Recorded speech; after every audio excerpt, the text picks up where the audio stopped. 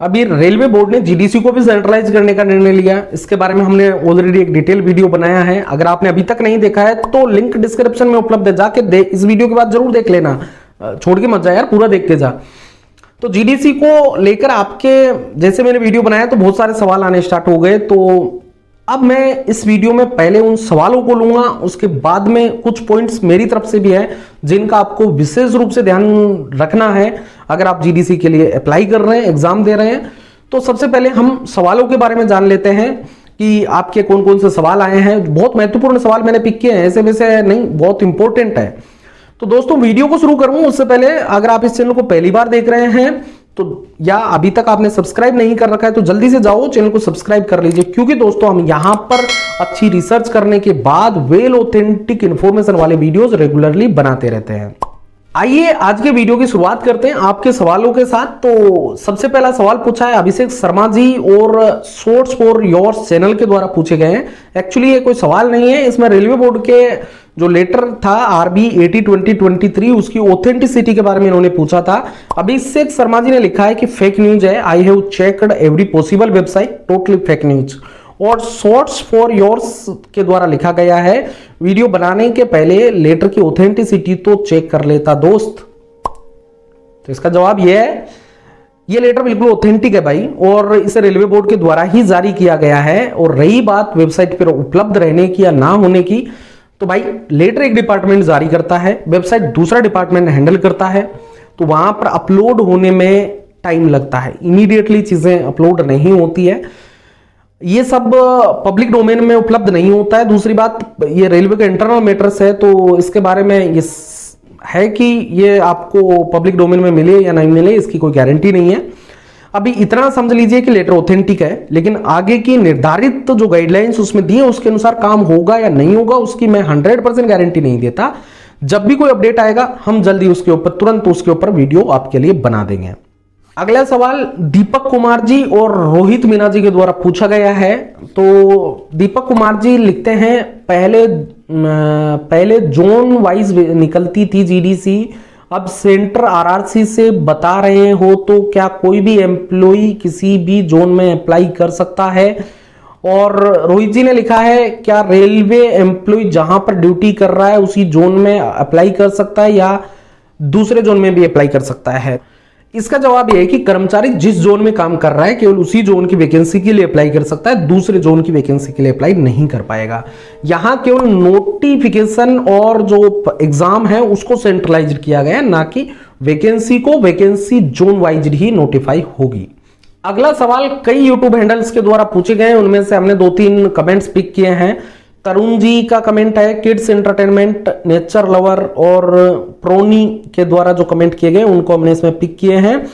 तो ये जो तरुण जी ने लिखा है यहां पर कि क्वालिफिकेशन क्या है, किड्स एंटरटेनमेंट ने लिखा है पॉइंट्समैन के पोस्ट पर 22 मई को ज्वाइन किया, क्या 30 दिन हो गए हैं, क्या मैं एलिजिबल हूं, ये पीएफ नंबर कंपलसरी है क्या, पीएफ नंबर कब मिलता है? दूसरा नेचर लवर्स लिखते हैं bro are you sure new job वाले एलिजिबल हैं, बिकॉज हमने सुना है कि 3 इयर्स जॉब होनी चाहिए जीडीसी में अप्लाई करने के लिए। तो बहुत इंपॉर्टेंट सवाल है दोस्तों ये।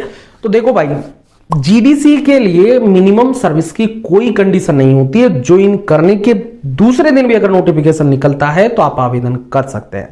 लेकिन हां, अगर आप अंडर ट्रेनिंग में हैं तो उस केस में आप आवेदन नहीं कर पाएंगे, क्योंकि इसके लिए आपके रेगुलर सर्विस चाहिए। Regular service under training start नहीं होती है। अगला सवाल पीएफ नंबर को लेकर है। तो पीएफ नंबर के बिना आप आवेदन नहीं कर पाएंगे, लेकिन पीएफ नंबर जब भी आपका पहला पेमेंट आएगा उसके साथ में आपको पीएफ नंबर मिल जाएगा।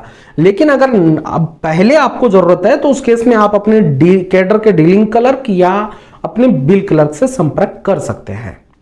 अगला सवाल पूछा है इंजीनियर के द्वारा, इन्होंने इंजीनियर यूट्यूब चैनल का नाम है, मुझे पता नहीं इनका एग्जैक्टली नाम क्या है, लेकिन इन्होंने लिखा है सर लेवल 5 वाले भी ट्रेन मैनेजर के लिए अप्लाई कर सकते हैं क्या?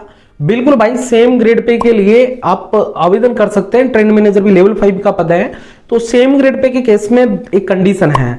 वहां पर क्या है कि सेम ग्रेड पे पर आप सेफ्टी कैटेगरी से नॉन सेफ्टी कैटेगरी के पद के लिए आवेदन नहीं कर सकते। लेकिन नॉन सेफ्टी पर कैटेगरी के पद पर काम कर रहे हैं और अगर आप एलिजिबल हैं, सब तरीके से डायरेक्ट रिक्रूटमेंट के जो योग्यताएं होती है उनको फुलफिल करते हैं, तो उस केस में आप आवेदन कर सकते हैं। यानी सेफ्टी कैटेगरी से नॉन सेफ्टी में नहीं जा सकता सेम ग्रेड पे, जबकि नॉन सेफ्टी कैटेगरी से सेफ्टी कैटेगरी में आया जा सकता है। तो आपके द्वारा जो अच्छे सवाल पूछे गए थे उनके जवाब तो मैंने अभी तक दे दिए हैं आपके सवालों को। तो अब मैं उन बिंदुओं पर बात करने जा रहा हूं जो जीडीसी के लिए बहुत महत्वपूर्ण है ना, आपको ध्यान रखना है। किसी ने इनको पूछा भी नहीं है, लेकिन ये पॉइंट्स बहुत इंपॉर्टेंट है जो मैं आगे बता रहा हूं। तो वीडियो को अब स्किप नहीं करना है, बिना स्किप किए एंड तक जरूर देखना है। तो मैं इसको दो तरीके से बात करूंगा आवेदन करने से पहले। तो पहले अगर आप आवेदन कर रहे हैं जीडीसी के, तो पहले आप सुनिश्चित कर रहे हैं कि आप जिस पद के लिए आवेदन कर रहे हैं उसके लिए आवश्यक क्वालिफिकेशन आपके पास में है या नहीं है। अगर है और उसकी सर्विस बुक में एंट्री नहीं है, तो भाई सबसे पहले सर्विस बुक में एंट्री करने का रिक्वेस्ट आप दे दीजिए। इसकी एंट्री एजुकेशन क्वालिफिकेशन की सर्विस बुक में किस प्रकार करवाई जाती है, अगर आपको जानना है तो कमेंट कीजिएगा, मैं इसके ऊपर भी एक डिटेल वीडियो बना दूंगा। अब आती है दूसरी बात यह है कि अगर आपके पास में मल्टीपल क्वालिफिकेशन है या ऐसी क्वालिफिकेशन है जिसमें आप मल्टीपल पदों के लिए एलिजिबल है। फॉर एग्जांपल आपके पास में ग्रेजुएशन इन इंजीनियरिंग है, तो आप जेई के लिए भी आवेदन कर सकते हैं और ग्रेजुएट नॉन टेक्निकल कैटेगरी वाली पोस्टों के लिए भी आवेदन कर सकते हैं। तो यहां पर आपको इस केस में ध्यान किस आवेदन आप दोनों पे कर सकते हैं, लेकिन आपको ध्यान अपना 100% उस पर देना है जो आपकी फर्स्ट प्रायोरिटी है। यानी आपको प्रायोरिटी निर्धारित करनी पड़ेगी उस केस में और उसके अकॉर्डिंग आपको अपनी प्रिपरेशन करनी पड़ेगी। अन्यथा भाई मुश्किलें हो सकती है, इतना आसान नहीं है जीडीसी में। जीडीसी में आपको उन लोगों से कंपटीशन मिलने वाला है जो रियल में कंपटीशन में भाग लेने के लायक होते हैं, क्योंकि वो भी सभी ऑलरेडी सिलेक्टेड कैंडिडेट्स हैं। अब बात आएगी कि नोटिफिकेशन भी आ गया और आपने अप्लाई भी कर दिया, तो उसके बाद में मैं दो बातें आपको ऐसी बताऊंगा जिसके बारे में शायद आपको किसी दूसरे वीडियो में कोई नहीं बताएगा।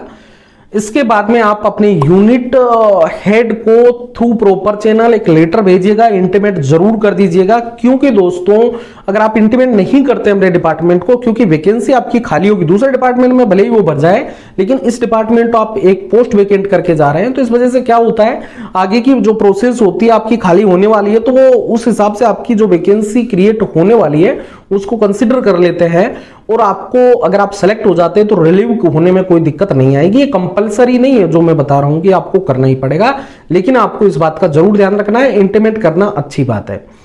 अब रही बात परीक्षा के पैटर्न की, तो परीक्षा आरआरबी के समान पैटर्न पर होती है, लेकिन इसमें क्या एक चेंज होता है, यहां पर आपकी प्री एग्जाम नहीं होगी, डायरेक्टली आपको मेंस एग्जाम के लिए जाना होगा और आगे की प्रक्रिया सेम एज इट इज है। ये वीडियो मैंने ऐसे कैंडिडेट्स के लिए स्पेशली बनाया है जिन्होंने रिसेंटली रेलवे को ज्वाइन किया है। तो दोस्तों अब रिसेंटली ज्वाइन कैंडिडेट्स के पास में इस वीडियो को ज्यादा से ज्यादा शेयर कीजिएगा, क्योंकि इंफॉर्मेशन कितनी अच्छी हो भले ही जब तक वो सही व्यक्ति के पास डिलीवर नहीं होती है तब तक उस इंफॉर्मेशन का कोई महत्व नहीं होता है। तो इस वजह से मेरा एक छोटा सा रिक्वेस्ट है कि इस वीडियो को आप अगर जितने भी लोगों को जानते हैं उनके साथ जरूर शेयर कीजिएगा। अब मुझे इजाजत दीजिए, मिलते हैं जल्दी एक और नई वीडियो के साथ। जय हिंद, जय भारत।